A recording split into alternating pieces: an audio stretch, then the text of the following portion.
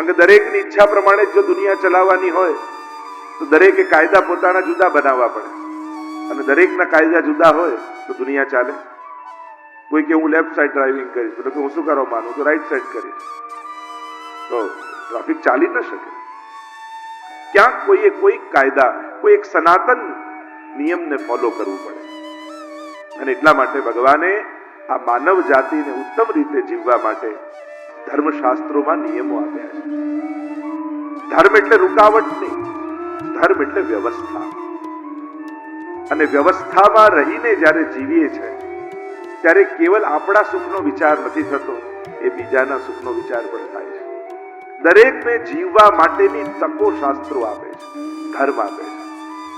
મનુષ્ય કેવલ પોતાનો વિચાર કરીને જીવે છે, અને દુનિયામાં જ્યારે દરેક વ્યક્તિ કેવલ પોતાનો વિચાર કરીને જીવે તો દુનિયા અસ્ત વ્યસ્ત થઈ જાય છે. અને આવું જ કંઈક દુનિયા સાથે થઈ રહ્યું છે. આપણા બધાની તકલીફ આપણે વ્યસ્ત છીએ એ નથી. લોકો અમે બિઝી છીએ. વ્યસ્ત છીએ એ તકલીફ નથી, આપણે બધા અસ્ત વ્યસ્ત છીએ એ પ્રોબ્લેમ છે. જે એક પ્રોપર વે થી જીવન જવું જોઈએ, જેમાં બધાના જીવનનો વિચાર હોય, એ જ ઉત્તમ જીવન છે. તો નિસંશયતા એ પહેલું ફલ. ભાગવત સાંભળશો તો ભગવાન સંબંધી, જીવન સંબંધી, ધર્મ સંબંધી બધી જ શંકાઓનું નિવારણ મળે છે. ભાગવતજી અદ્ભુત ગ્રંથ છે. એ સમાધાન આપે છે, શાંતિ આપે છે. બીજું ફળ આપ્યું ભાગવતજી, શ્રવણનું દ્વિતીય ફલ છે ભગવત કૃપાનો અનુભવ. ઠાકોરજીની મારા ઉપર કૃપા છે એ વાત સમજાય, એ દેખાય. અત્યારે પણ થઈ જ રહી છે, પણ આપણને દેખાતી નથી ને સમજાતી નથી. આપણને એમ લાગે કે હાથમાં કોઈ વસ્તુ આવે ત્યારે જ કૃપા. ભગવાન પાસે ઉભા રહો ને ત્યારે બે હાથ જોડીને એટલું જરૂર કહેજો કે પ્રભુ, સંજોગો નબળા અને સારા બંને આવશે, પણ તું મારી સમજ ક્યારે નબળી ન થવા દે. મારી સમજને ઉત્તમ બનાવીને રાખજે, જેથી દુર્ઘટનાઓમાં પણ, વિપરીત સંજોગોમાં પણ હું તારી કૃપાને જોઈ શકું, તારી કૃપાને સમજી શકું. આટલી જો સમજ, એ બસ એટલી સમજ મને પરવર દિગાર દે, સુખ જ્યારે જ્યાં મળે ત્યાં બધાના વિચાર દે. ભગવત કૃપાનો અનુભવ. ત્રીજું કહ્યું સાક્ષાત ભગવત પ્રાપ્તિ. ભાગવતજી સાંભળે અને ભગવાન મળે. પણ ભગવાન મળવાના અનેક પ્રકાર છે, અનેક રીતે મળતો હોય છે. આપણા ધાર્યા પ્રમાણે ને આપણા કયા પ્રમાણે નથી મળતો.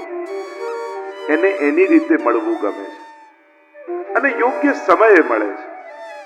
આપણે બોલાવીએ એટલે રાહ જોઈને ઉભો નથી કે સામે આવીને ઉભો રહી જાય.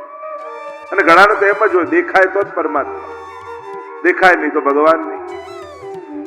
હું તો ઘણી વાર એટલે જ કહું કે થોડું કરીને આગળ દેખાય માણસ, અને બધું જ કરી ક્યાંય ન દેખાય એ જ તો ભગવાન છે. એને દેખાવાની આદત જ નથી. એ સુદામાને આપે, ખૂબ આપે, પણ સુદામાને ખબર ન પડવા દે કે મેં તને આપી છે. એને દેખાવાની આદત નથી, એને યાદ અપાવવાની આદત નથી, એને કહેવાની આદત નથી. એ તો આપણે યાદ રાખવાનું કે આપનારો એ છે.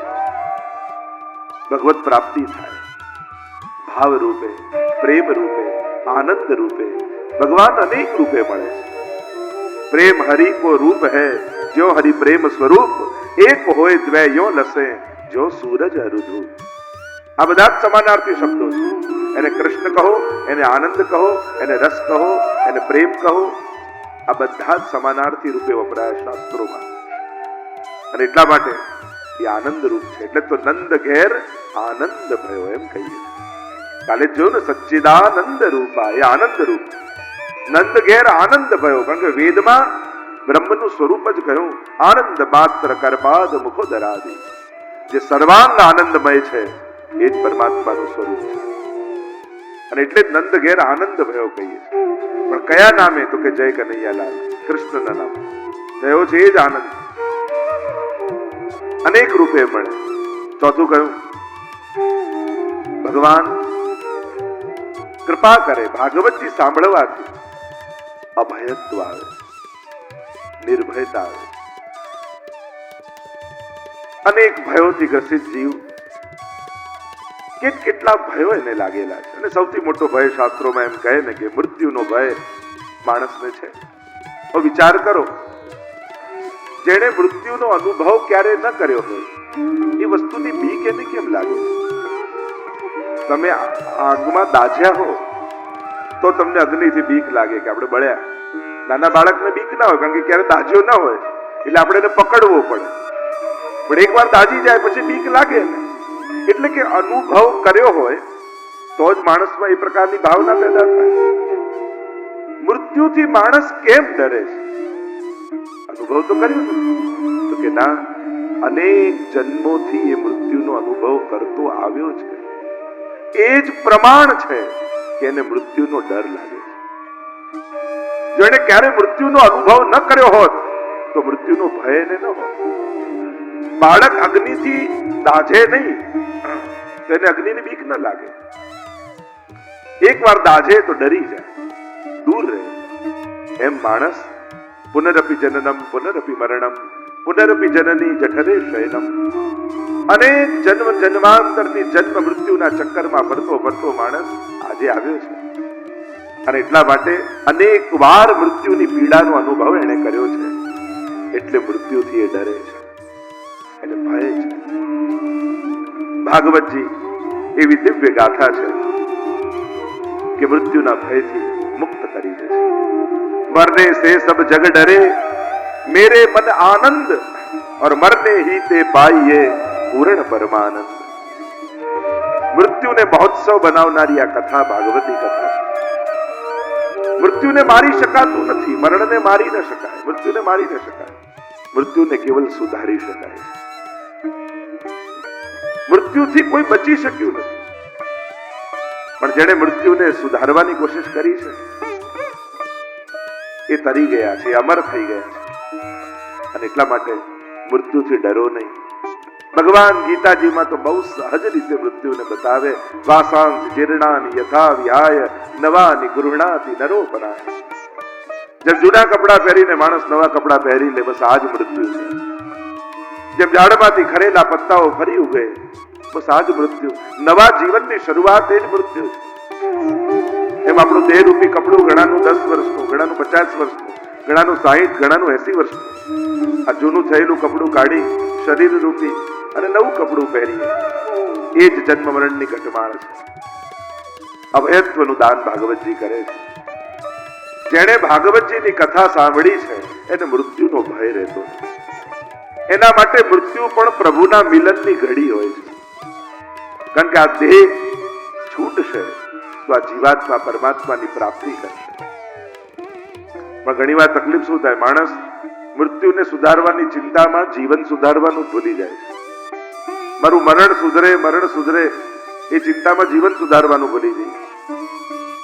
જેણે જીવન સુધાર્યું છે એનું જ મૃત્યુ સુધરે છે.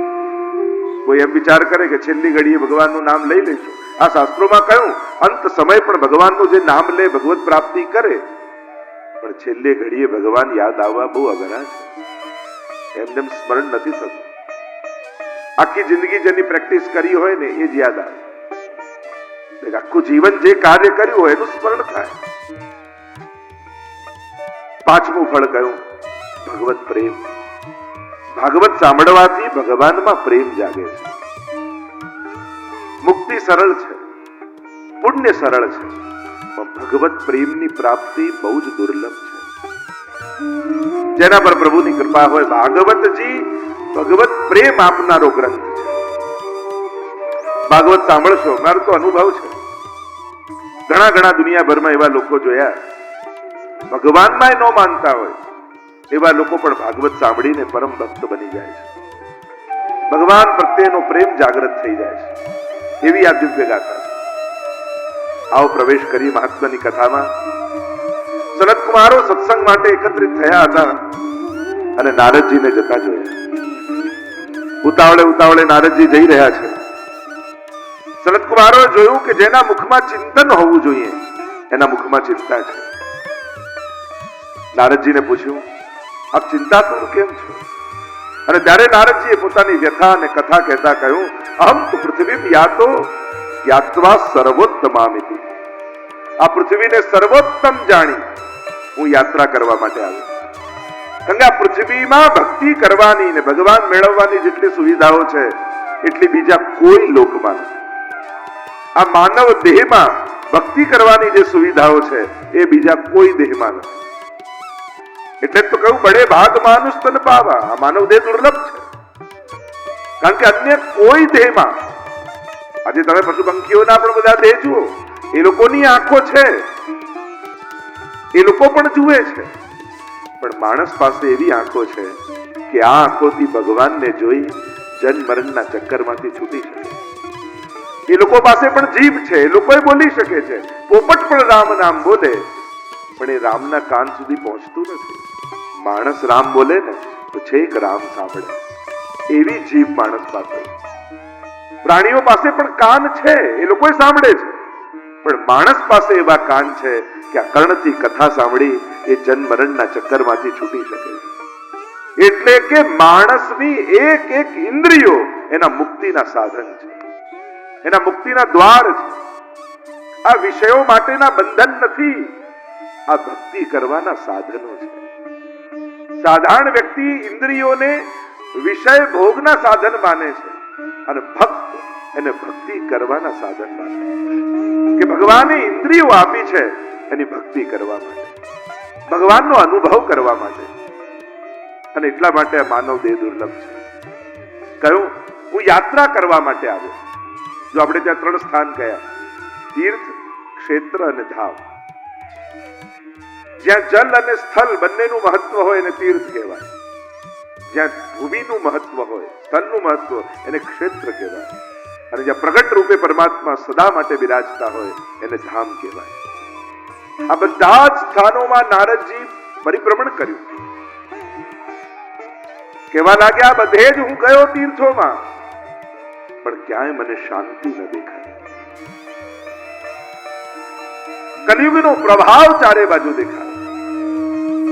શ્રીરંગમ સેતુ બંધનમ, ઉત્તરથી લઈ દક્ષિણ, પૂર્વથી લઈ પશ્ચિમ સુધી ભારતમાં કેવા સુંદર તીર્થો છે, કેવા ભગવત સ્વરૂપો છે. તમે ઉત્તરમાં જાઓ બદ્રીનાથ, અને બદ્રી ભગવાન બિરાજમાન હોય. દક્ષિણમાં જાઓ શ્રીરંગનાથ, અને આમ કરીને પોળ્યા હોય.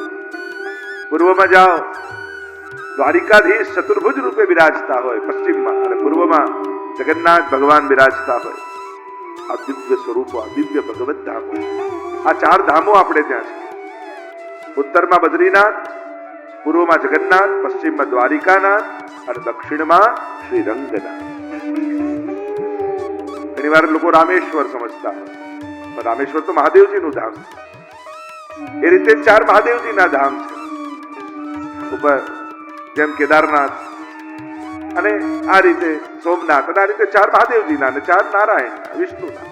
આ 4 ધામ આપણે ત્યાં વિશેષ રૂપે, અને વચમાં બોલો ગોવર્ધન ભારતના હૃદયમાં શ્રી ગોવર્ધનનાથજી બિરાજમાન છે. આ બધા જ તીર્થોમાં નારદજી કહેવા લાગ્યા, હું બધે જ ગયો, પણ ક્યાંય મને શાંતિનો અનુભવ ન થયો. કલિયુગનો પ્રભાવ મને બધે જ દેખાયો.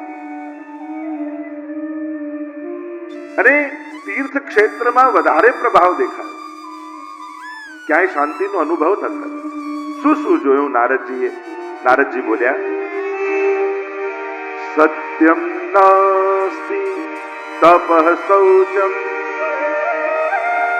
દયાદાનમ ન વિદ્યતે ઉદરમ ભરિણો જીવા વરાકાકૂટ ભાષિણ. કેવા લાગ્યા? સત્યમ નાસ્તિ, જો સર્વ માર્ગેષુ નષ્ટેષુ કલૌ ચ કલધર્મિણી પાષંડ પ્રચુરે લોકે કૃષ્ણ એવ ગતિર્મમ. શ્રી મહાપ્રભુજી પણ કૃષ્ણાશ્રયમાં આ વર્ણન કરેલું છે કે કેવો કલયુગનો પ્રભાવ. સર્વ માર્ગેષુ નષ્ટેષુ, બધા જ માર્ગો જ્યારે સમાપ્ત થતા હોય, કોઈ સાધનોની પવિત્રતા બચી ન હોય, તીર્થોમાં પણ દુષ્ટોએ વાસ કરી લીધા હોય, કૃષ્ણ એવ ગતિર્મમ, પછી ભગવાન એ જ કેવલ આપણી ગતિ છે. ભગવાનના શરણે બેસી જાઓ. અત્યારના સમયમાં બહુ ભટકવામાં આનંદ નથી. બહુ બધું કરી લેવાથી કઈ બહુ સારું થઈ જશે એવું પણ નથી. હા, તીર્થોની મહત્તા છે, જઈએ, પણ બહુ ભટકતા રહેવામાં ઉલટાનો અભાવ પેદા થશે. ઘણી વાર તીર્થોમાં જઈને આવીએ ને, જઈને આવીને ઉલટાનું એ પ્રત્યે અભાવ લઈને આવીએ કે હવે તો અહીંયા આવવા જેવું જ નથી. ઘણી વાર એવું થઈ જાય, ઊંધું થઈ જાય. એના કરતા તમે ભાગવતજીમાં જયારે તીર્થોના વ્રજના આ બધા વર્ણન સાંભળો છો ને વાંચો છો ને, તો ભાગવતમાં રહેલા આ બધા તીર્થો વધારે આનંદકારી લાગે છે. કથામાં વર્ણિત તીર્થો અને વ્રજમંડળ વધારે આનંદકારી લાગે છે. જયારે પોતે જાઓ ત્યારે ઘણી વાર વિપરીત ભાવ પણ થાય, સહજ છે. માણસની દોષ દ્રષ્ટિ છે એટલે દોષ દેખાય, પણ તીર્થોના પણ આદિ ભૌતિક સ્વરૂપ બગડ્યા હોય, આદિ દૈવિક સ્વરૂપે તો ત્યાં દિવ્યતા છે. સત્યમ નાસ્તિ, સત્ય જ નાશ પામી ગયું એમ કહ્યું. આજે કોઈ સાચું બોલવા તૈયાર નથી. સત્ય કડવું લાગવા માંડ્યું માણસ, અને પાછો કે હું સાચું બોલું છું એટલે કડવું લાગુ છું. અરે ના, તને સાચું નથી બોલવું, તને કડવું જ બોલવું છે. સત્યનો તો દુરુપયોગ કરે. આપણું ઇન્ટેન્શન સત્ય બોલવાનું નથી હોતું, અપમાન કરવાનું હોય છે, કડવું બોલવાનું હોય છે. સત્યના નામનો તો કેવલ દુરુપયોગ કરતા હોઈએ છીએ આપણે. અને સત્ય દોષ દર્શનમાં વાપરીએ છીએ, ગુણ દર્શનમાં ક્યારે નથી વાપરતા. સત્યની શરૂઆત જો ગુણ દર્શનથી કરશો ને, કોઈને એના ગુણ બતાવશો કે તારી અંદર આ બહુ સારો ગુણ છે, તો ક્યારેક દોષ બતાવશો તો એને ગમશે. પણ શરૂઆત જ ખોટી કરશો, શર્ટનું પહેલું બટન ખોટું લાગે ને તો બાકી બધા બટન ખોટા જ લાગે. એમ ઘણી વાર સત્યની શરૂઆત આપણી ખોટી હોય છે. ક્યાં કોને ક્યારે કહેવું એ પણ વિવેક હોવો જોઈએ. સત્યને ખૂણામાં બોલાવી એકલામાં પણ કહી શકાય, પણ આપણને તો 4 જણાની વચ્ચેનું અપમાન કરવું છે અને સત્યના નામે સત્યના કપડા પહેરાવીને, અને એટલા માટે સત્યને આપણે કદરૂપ બનાવી દઈએ. સત્ય સુંદર છે, અને સત્ય કેવલ શબ્દ નથી, સત્ય એ ભાવ છે.